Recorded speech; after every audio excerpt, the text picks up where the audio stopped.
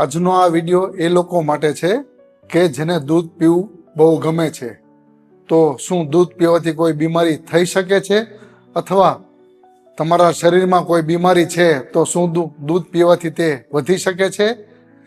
તો આયુર્વેદ શાસ્ત્રમાં તેના વિશે શું કહ્યું છે તેની પૂરી જાણકારી આપણે આ વિડીયોમાં આપીશું.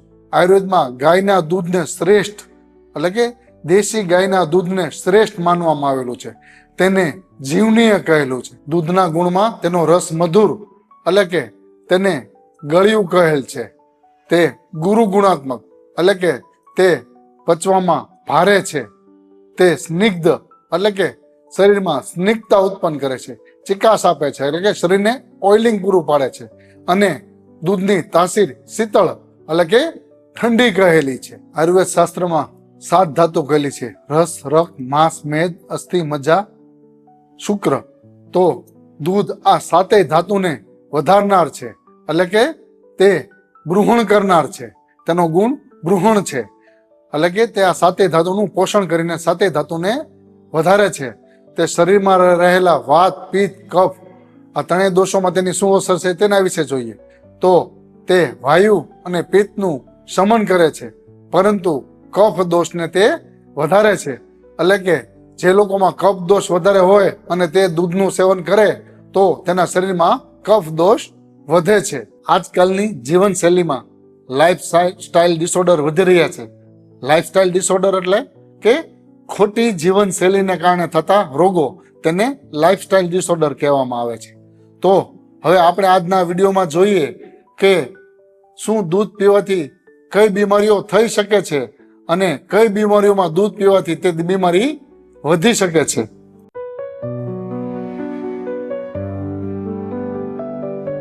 તો જે લોકોને અગ્નિમાંદ્ય એટલે કે અગ્નિમંદ છે એ લોકોએ દૂધ પીવું જોઈએ નહીં, કારણ કે દૂધનો રસ મધુર છે. તેનો ગુણ ગુરુ છે એટલે કે તે પચવામાં ભારે છે અને તેની તાસીર ઠંડી છે એટલે તે કફ દોષને વધારે છે અને અગ્નિમાંદ્ય ઓર કરે છે. એટલે કે જે લોકોના શરીરમાં અગ્નિમાંદ્ય છે અને તે લોકો દૂધને પીવે છે તો કફ વધી અને તેનું અગ્નિમાંદ્ય ઓર વધશે અને તેના શરીરમાં અપચો વધારે પ્રમાણમાં વધશે. જે લોકોની કફ પ્રકૃતિ છે એ લોકોને ઓલરેડી તેની અગ્નિ મંદ હોય છે અને એમાં પણ તે લોકો જો વધુ પ્રમાણમાં અને રેગ્યુલર માત્રામાં દૂધ પીવે તો કફ ઓર વધી અને એનું અગ્નિમાંદ્ય વધે છે અને તેના શરીરમાં અપચો થઈને ઘણી બધી બીમારી ઉત્પન્ન થાય છે. તો અગ્નિમાંદ્યવાળા લોકોએ બહુ સાવધાનીપૂર્વક દૂધનું સેવન કરવું જોઈએ અથવા ઓછી માત્રામાં દૂધનું સેવન કરવું જોઈએ. દૂધ વધારે પ્રમાણમાં પીવાથી બીજી બીમારી છે સ્થૂળતા એટલે કે વજન વધે છે, જેને આયુર્વેદની ભાષામાં મેદોવૃદ્ધિ સ્થૂળતા કહેવામાં આવે છે.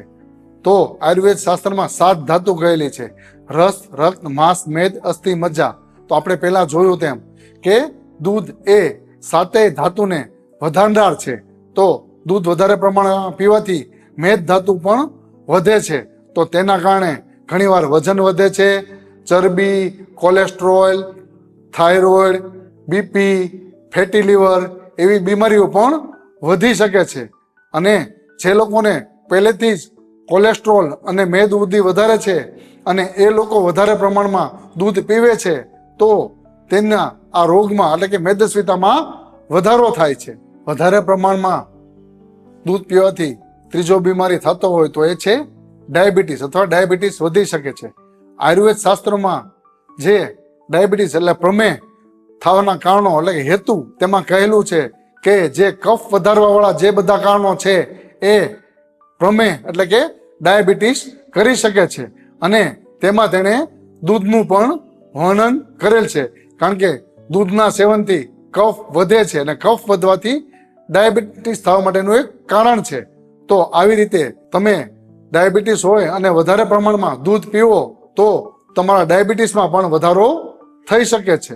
જે લોકોને ઓલરેડી ડાયાબિટીસ છે અથવા ફેમિલી હિસ્ટ્રીમાં ડાયાબિટીસ છે તો એ લોકોએ દૂધનું સેવન થોડું સાવધાનીથી કરવું જોઈએ. આયુર્વેદ શાસ્ત્રમાં સ્થૂલ પ્રમેહી અને કૃશ પ્રમેહી કહેલા છે. એટલે કે જેને ડાયાબિટીસ હોય અને એ લોકો ક્રૂસ છે તો એ લોકો દૂધનું સેવન કરે તો બહુ વાંધો આવતો નથી. પરંતુ સ્થૂલ પ્રમેય કે જેનું વજન પણ વધારે છે અને ડાયાબિટીસ પણ વધારે છે તો એ લોકોએ તો બિલકુલ દૂધનું સેવન એવોઇડ કરવું જોઈએ અથવા ઓછી માત્રામાં દૂધનું સેવન કરવું જોઈએ. વધારે પ્રમાણમાં દૂધ પીવાથી થવાવાળી ચોથી બીમારી છે હાઇપોથાઇરોઇડિઝમ, પીસીઓડી, પીસીઓએસ. એટલે કે હાઇપોથાઇરોઇડિઝમ, પીસીઓડી, પીસીઓએસ આ બીમારી તમને હોય અથવા થવાની શક્યતા વધી જાય જો તમે વધારે પ્રમાણમાં દૂધ પીવો તો. કારણ કે હાઇપોથાઇરોઇડિઝમ છે એમાં એ સ્લો મેટાબોલિઝમને કારણે થવાવાળી બીમારી છે. તેમાં મેટાબોલિઝમ સ્લો રહે છે.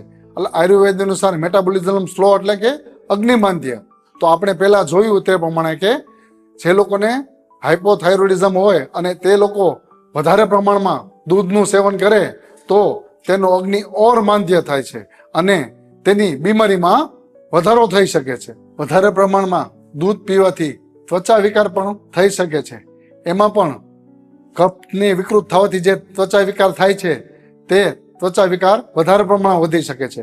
એટલે કે તેમાં તમને ખંજવાળ બહુ આવે છે, તમને ઘણીવાર પરવું પણ તેમાં નીકળી શકે છે.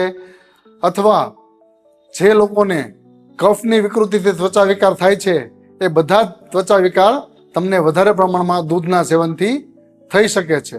અથવા જે લોકોનું ટેમ્પરેચર ઓછું રહે છે, જે લોકોને ઠંડી બહુ વધારે લાગે છે અને જે લોકો કફ પ્રકૃતિવાળા છે અને તેને સ્કિનમાં પણ કફને હિસાબે તકલીફ થયેલી છે તો એ લોકો વધારે પ્રમાણમાં દૂધનું સેવન કરે તો તે લોકોને ચામડીના રોગો વધી શકે છે. આ સિવાય ઘણી બધી વસ્તુ હારે દૂધને વિરુદ્ધ આહાર કહેલું છે. એટલે કે ઘણા બધા ફ્રૂટ સાથે, એટલે આમ તો ફ્રૂટ સાથે દૂધ વિરુદ્ધ આહાર જ ગણવામાં આવે છે. અથવા નમકીન વસ્તુ સાથે પણ દૂધને વિરુદ્ધ આહાર કહેવામાં આવે છે. તો આવી રીતે તમે દૂધના સેવનથી તમને ચામડીના રોગો પણ થઈ શકે છે. વધારે પ્રમાણમાં દૂધ પીવાથી થવાવાળી છઠ્ઠી તકલીફ છે શરદી, કફ, ઉધરસ, શ્વાસ.